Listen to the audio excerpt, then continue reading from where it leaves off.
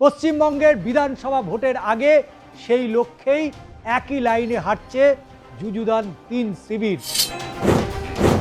২০২৬ সালের বিধানসভা ভোটের মুখে সেটিং তত্ত্ব অর্থাৎ বোঝাপড়া প্রচারে শান দিচ্ছে বঙ্গ বিজেপিও। এই তিন পক্ষের অঙ্ক অবশ্যই আলাদা আলাদা, কিন্তু লাইন একই, যাহাই সিপিএম তাহাই বিজেপি। সার্বিকভাবে ২০২৬-এর নির্বাচন ৩ যুযুধান শিবির, তৃণমূল কংগ্রেস, সিপিএম এবং কংগ্রেস। শুরু করছি দাদা দিদির রাজনীতি। তৃণমূলের বাম রাম, বিজেপির সিপেমূল, সিপিএম বলছে বিজেমূল। সবার ওপরে সেটিং সত্য, তাহার উপরে কিছু নাই। প্রতিপক্ষের মধ্যে আত্মবিশ্বাসের বাতাবরণ তৈরি করার কৌশল রাজনীতিতে বহু ব্যবহৃত। স্বাধীনতার আগে থেকেই তা চলে আসছে। মহাবিদ্রোহের সময় কার্তুজের দুটি বিশেষ প্রাণীর চর্বি মিশ্রিত থাকার ব্রিটিশের প্রচার সেই আত্মবিশ্বাসকেই তীব্র করেছিল। বঙ্গ রাজনীতিকাল তাহলে কি সেই দিকে এগিয়ে যাচ্ছে? কারণ লক্ষ্য এক, ভোট, লাইনও এক, সেটিং। পশ্চিমবঙ্গের বিধানসভা ভোটের আগে সেই লক্ষ্যেই একই লাইনে হাঁটছে যুযুধান ৩ শিবির, তৃণমূল কংগ্রেস, বিজেপি এবং সর্বোপরি সিপিএম। সঙ্গে যুক্ত হয়েছে আইএসএফ এবং হুমায়ুন কবিরের নতুন দল। সিপিএম এবং তৃণমূল এই ভাষ্য প্রচারে করেছে বেশ কয়েক বছর ধরে। ২০২৬ সালের বিধানসভা ভোটের মুখে সেটিং তত্ত্ব অর্থাৎ বোঝাপড়া প্রচারে শান দিচ্ছে বঙ্গ বিজেপিও। তিন পক্ষের উদ্দেশ্যে একটাই, অন্যের ভোট ভাগ বসিয়ে ভোট নিজের বাক্সে নিয়ে আসা। এই তিন পক্ষের অঙ্ক অবশ্যই আলাদা আলাদা, কিন্তু লাইন একই, সেটিং। ২০১৯-এর লোকসভা নির্বাচন, সেই লোকসভা নির্বাচনের ফলাফলের পর থেকেই তৃণমূল বাম রাম তত্ত্বের কথা বলতে শুরু করেছিল, অর্থাৎ যাহাই সিপিএম তাহাই বিজেপি। কারণ সেবারই প্রথম দেখা গিয়েছিল বামেদের ভোট কমে একেবারে প্রান্তিক হয়ে গিয়েছিল, শূন্য আসনে ফিরতে হয়েছিল। আর বাম যে পরিমাণে ভোট কমেছে, প্রায় সেই পরিমাণে ভোট বেড়েছিল বঙ্গ বিজেপি। যে হিসাব দিয়ে তৃণমূল প্রায়শই বলে থাকে বামেদের ভোটই রাম হয়ে গিয়েছে, অর্থাৎ সিপিএমের ভোটে পুষ্ট হচ্ছে বঙ্গ বিজেপি। সেদিনও যা হয়েছিল আজও তা অন্যতা হচ্ছে না, এমনটাই তারা মনে করছেন। আবার সিপিএম বলছে প্রথমত কেন্দ্রের অটল বিহারী বাজপেয়ীর মন্ত্রিসভায় ছিলেন বর্তমান মুখ্যমন্ত্রী মমতা বন্দ্যোপাধ্যায়। তৃণমূলে পশ্চিমবাংলায় বিজেপিকে হাত ধরে এনেছিল। দ্বিতীয়ত বিভিন্ন দুর্নীতির অভিযোগ থাকলেও কেন মাথা পর্যন্ত কেন্দ্রীয় এজেন্সি পৌঁছায় না, সেই প্রশ্ন তারা তুলেছেন। যে প্রশ্ন তুলে সিপিএম তাদের মতো করে বিজেপি এবং তৃণমূলের মধ্যে সেটিংয়ের কথা বলে। এবং যদিও ইদানিং বিজেমূল বলা আনুষ্ঠানিকভাবে বন্ধ করেছে সিপিআইএম, কিন্তু সেটিং তত্ত্ব থেকে তারা বেরিয়ে আসেনি। ভোটের আগে যেভাবে তারা এগোচ্ছে সেটা কিন্তু তীব্র থেকে তীব্রতর হয়ে ওঠার সম্ভাবনা। তবে সর্বভারতীয় স্তরে বিজেপি বিরোধী জোট ইন্ডিয়া একই সঙ্গে রয়েছে তৃণমূল এবং সিপিএম, অন্তত খাতায় কলমে। ২০২৪-এর লোকসভা ভোটের আগে যে মঞ্চ তৈরি হয়েছিল, সেই সময় থেকেই সিপিএম এবং তৃণমূলকে একত্র করে সিপিএমূল বলার চেষ্টা করেছিল বঙ্গ বিজেপি। বিধানসভা ভোটের আগে সেই তত্ত্বতে আরও জোরের সঙ্গে প্রতিষ্ঠিত করতে চাইছে পদ্ম শিবির। সাম্প্রতিক রাজ্যের বিজেপির যে ফেসবুক পেজ, সেখান থেকে কৃত্রিম বুদ্ধিমত্তার সাহায্যে একটি ভিডিও নির্মাণ করেছে সিপিএম তৃণমূলের বোঝাপড়াকে তুলে ধরা হয়েছে সেই ভিডিওতে। বিজেপির বক্তব্য তাদের ভোট কেটেই তৃণমূলকে ২০২১ সালের ভোটে ৬০ থেকে ৭০টি আসন পাইয়ে দিয়েছিল সিপিএম। বিরোধী দলনেতা শুভেন্দু অধিকারী প্রায়শ বলেনও, দমদম ব্যারাকপুরের মতো আসনগুলিতে সিপিএমের ভোট কাটাকাটি হয়ে যাওয়ায় বিজেপিকে হারিয়ে তৃণমূল জিতেছিল। আপনারা মনে আছে নাহলে সৌগত রায়, পার্থ ভৌমিকদের বদলে শিলভদ্র দত্ত বা অর্জুন সিংরা সংসদে পৌঁছে যেতে পারতেন। কারণ দমদমের যে ভোট মার্জিন সেটা কিন্তু বারবার বলে দেয়। হিন্দু কমরেডদের উদ্দেশ্যে বারংবার বার্তা দিয়েছেন বিজেপির রাজ্য সভাপতি শ্রমিক ভট্টাচার্যও, কিন্তু আদতে কতটা কাজ হচ্ছে? কারণ তিন পক্ষের আলাদা আলাদা সমীকরণ, কিন্তু লাইন এক, সেটিং। তৃণমূলের উদ্দেশ্যে বিজেপি বিরোধী বাম মনস্ক ধর্ম নিরপেক্ষ জনতাকে তাদের দিকে টানা।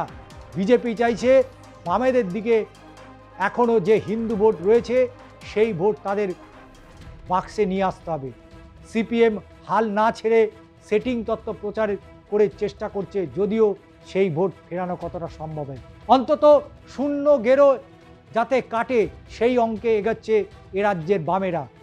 এসআইআরে হয়রানি নিয়ে পাল্টা তত্ত্ব বিজেপির। মমতাই শুনানির ডাক পাঠিয়ে হেনস্থা করাচ্ছেন তোপ নবীনের। রাজ্য রাজনীতিতে এই সেটিং তত্ত্ব কি নতুন? তবে হ্যাঁ, ইতিহাস কিন্তু অন্য কথা বলছে। ইতিহাস বলছে একেবারেই নয়, বরং এই তত্ত্ব বহু যুগ ধরেই চলে আসছে। কমিউনিস্ট পার্টি ভাগ হওয়ার অব্যাহতি পরেই সিপিআইয়ের সঙ্গে সিপিএমের বিস্তর দূরত্ব ছিল, সে কথা ভুলে গেলে চলবে না। সেই পর্বে কংগ্রেসের সাথে সিপিআইয়ের ঘনিষ্ঠতা কটাক্ষ করে পশ্চিমবাংলার দেওয়ালে লেখা ছিল, দিল্লি থেকে এলো গাই, সঙ্গে বাছুর সিপিআই। কথাটা অনেকেরই হয়তো আজ মনে নেই। সেই সময় কংগ্রেসের নির্বাচনী প্রতীক ছিল গাই বাছুর।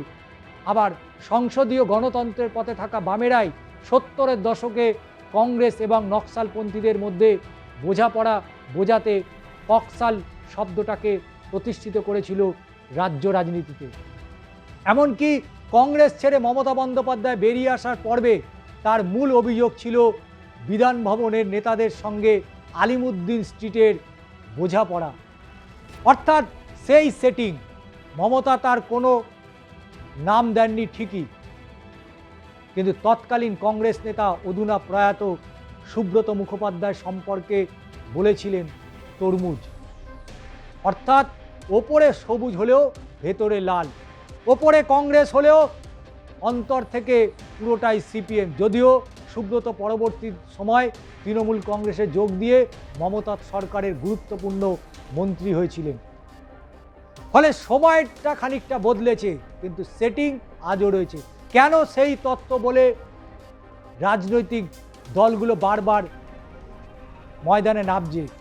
কলকাতা বিশ্ববিদ্যালয়ের রাষ্ট্রবিজ্ঞানের প্রাক্তন বিভাগের প্রধান প্রশান্ত রায় এই প্রবণতাকে একই দৃষ্টিভঙ্গি থেকে ব্যাখ্যা করেছেন। তার কথায়, রাজনৈতিক দলগুলি যখন মানুষের মনে নিজেদের সম্পর্কে বিশ্বাস তৈরি করতে ব্যর্থ হয়, তখনই তারা এহেন অবিশ্বাসের তত্ত্ব ভাসিয়ে দেয়।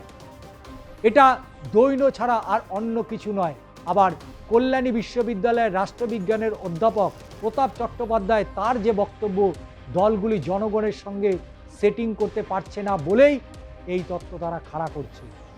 এর মধ্যে খানিকটা সহানুভূতি আদায় করে তারা বঙ্গ রাজনীতিতে নিজেদের ঘাঁটিটাকে শক্ত করার কথা চেষ্টা করছে। এ কথা ঠিক যে প্রতিপক্ষের মধ্যে আত্মবিশ্বাসের যে বাতাবরণ, সেই বাতাবরণ তৈরি করার কৌশল রাজনীতিতে বহু ব্যবহৃত হয়। স্বাধীনতার আগে থেকেই তা চলে আসছে। মহাবিদ্রোহের সময়ও আমরা ঠিক একই ছবি দেখেছিলাম। আজকে 2026 সালে এসে সেই ছবির বিন্দুমাত্র বদল ঘটেনি। কিন্তু বারবার রাজনীতিতে আমরা দেখেছি প্রতিপক্ষ যেই থাকুক না কেন, কতটা তাকে কিভাবে ঘায়েল করা হয় বা কিভাবে করা যায়, বঙ্গ রাজনীতি এই পাঠশালায় কিন্তু তারা স্পষ্টত জানে। এবং যে কারণে আমরা দেখেছি যে 2011 সালে তৃণমূল কংগ্রেস ক্ষমতায় আসার আগে সেই সময় বামেদের বিরুদ্ধে কারা কারা জোট বেঁধেছিল। সেই সময় আমরা দেখেছি বিজেপি পেছন থেকে তাদেরকে সমর্থন করেছিল। কারণ তা না হলে সিঙ্গুর আন্দোলনে আমরা কাকে দেখতে পেয়েছিলাম? রাজনাথ সিংকে।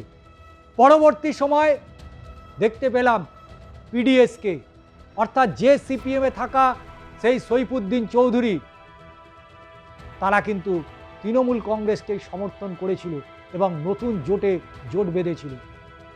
একের পর এক নির্বাচন, কখনো কংগ্রেসের সাথে সিপিএম, কখনো বিজেপির সাথে তৃণমূল।